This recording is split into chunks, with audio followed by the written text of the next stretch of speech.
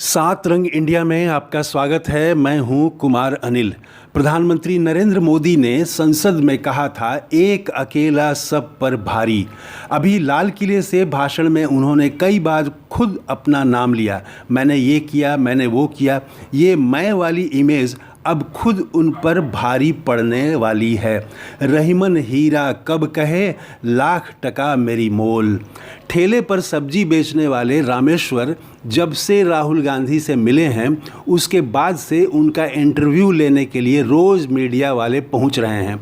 ऐसे ही एक इंटरव्यू में पत्रकार ने पूछा कि आप अब राहुल गांधी से मिल लिए, क्या प्रधानमंत्री नरेंद्र मोदी आपको बुलाएं तो आप मिलने जाइएगा?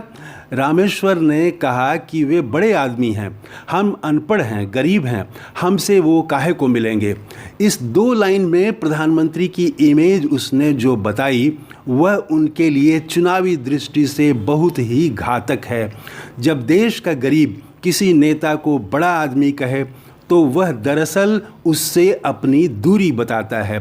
यह इमेज किसी राजा के लिए, बादशाह के लिए तो ठीक है, पर लोकतंत्र में किसी नेता के लिए बिल्कुल भी ठीक नहीं है।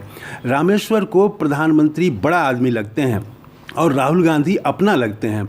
रामेश्वर ने राहुल से अपनी मुलाकात को कृष्ण सुदामा की मुलाकात से तुलना की।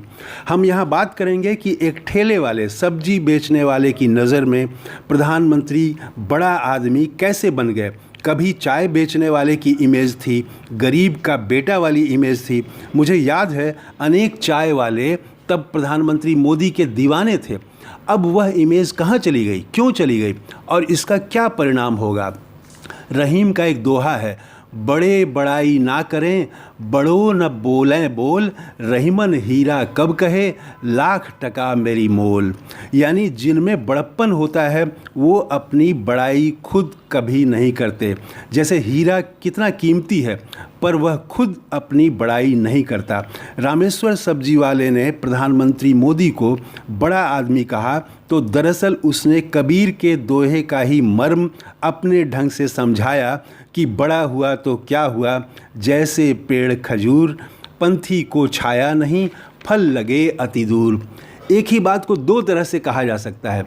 बड़ा आदमी साधारण तरीके से भी कहा जा सकता है, जिसका साधारण अर्थ भी होगा। बड़ा आदमी मतलब ऊंचे पद पर, धन वाला, पैसे वाला।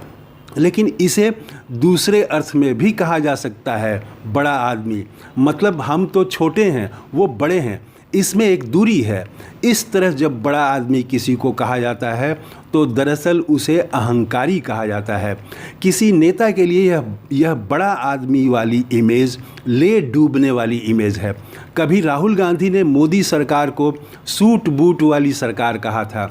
उसमें भी यही आशय था कि इस सरकार को गरीब से कोई मतलब नहीं है। ध्यान रखिए, जब भी राहुल गांधी के विरोधी उन्हें शहजादा या राजकुमार कहते हैं तो उनकी यही कोशिश होती है कि वे राहुल गांधी को बड़ा आदमी, इन्वर्टेड कॉमा वाला बड़ा आदमी साबित करें, ताकि आम लोग, गरीब जनता राहुल से दूर हो जाए। इसी बात को राहुल के विरोधी कई तरह से कहते रहे हैं कि राहुल को धान और चावल का फ़र्क पता नहीं है, आदि आदि। लेकिन अब उल्टा हो रहा है। रामेश्वर की नज़र में प्रधानमंत्री बड़े आदमी हो गए हैं और राहुल सहज गरीब के आदमी, अपने आदमी हो गए हैं। प्रधानमंत्री नरेंद्र मोदी के समर्थक जितना उन्हें सर्वशक्तिशाली नेता बनाते रहे, उतना ही वे अपने नेता को दरअसल इन्वर्टेड कॉमा वाला बड़ा आदमी बनाते रहे। इधर राहुल गांधी लगातार आम लोगों से मिल रहे हैं, खेतों से लेकर वर्कशॉप तक, मजदूर, किसान, छात्र, नौजवान, सबसे जिस तरह से वो मिल रहे हैं वो बहुत अलग है। कई दशकों में ऐसा किसी नेता ने नहीं किया। वे मिलते हैं तो भाषण नहीं देते, उपदेश नहीं देते, बल्कि सुनते हैं। वे नेता किसी गुरु की तरह नहीं मिलते, ज्ञान नहीं बांटते, बल्कि दुख परेशानी सुनते हैं। उनके पास, राहुल गांधी के पास देने को कुछ भी नहीं है। वे प्रधानमंत्री नहीं हैं, सत्ता में नहीं हैं, कुछ देने की इसीलिए घोषणा भी नहीं करते, केवल सुनते हैं। यह सुनना, दूसरों की परेशानी को सुनना, उनके दुख को सुनना, अपनों की तरह निकट बैठना और बिठाना ही काफ़ी है। अब अगर उन्हें शहजादा या राजकुमार कहा गया तो ये आरोप उनसे चिपकेगा नहीं। प्रधानमंत्री ने लाल किले से कहा कि वे फिर अगले साल यहाँ झंडा फहराएंगे। उसमें एक दावा था। उन्होंने यह नहीं कहा कि जनता का आशीर्वाद रहा तो फिर झंडा फहराऊंगा। फिर जिस तरह वे खुद अपना नाम बार बार लेते हैं, और भी बहुत कुछ है जो उनकी इमेज रामेश्वर की नज़र में बड़ा आदमी वाला बनाता है। ये बड़ा आदमी वाला इमेज किसी भी नेता के लिए अच्छा नहीं है। पूरी नेता बिरादरी आम लोगों से जुड़े, उसकी बात सुने, इसके लिए नीतियाँ, कार्यक्रम बनाए, यही लोकतंत्र के हित में है। ये है हमारा आज का वीडियो। अभी तक आपने हमारा चैनल सब्सक्राइब नहीं किया है तो ज़रूर कर लें। जय हिंद। Thank you. धन्यवाद।